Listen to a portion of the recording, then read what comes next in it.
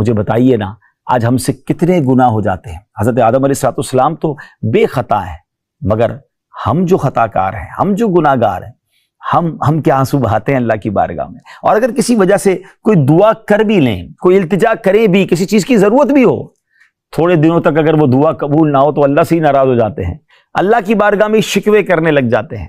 ہمارے اللہ کے جو نبی ہیں صدیوں آنسو بہاتے ہیں مگر اللہ کا ڈر نہیں چھوڑتے، اللہ سے آس نہیں چھوڑتے، اللہ کی محبت دلوں سے کم نہیں ہوتی. کاش یہ بات ہمیں سیکھنے کو مل جائے. حضرت نوح علیہ السلام کی طرف چلیں. سبحان اللہ، آپ کی عمر مبارک بتایا جاتا ہے 1000 سال یا اس سے زائد تھی. آپ نے 950 سال تک اپنی قوم کو اللہ کا پیغام پہنچایا، مگر ان کی بدنصیب قوم ایمان نہیں لائی، بلکہ طرح طرح سے آپ کی تحقیر و تذلیل کرتی رہی. قسم قسم کی اذیتیں دی گئیں، آپ کو تکلیفیں دی گئی، بلکہ اتنا مارتے تھے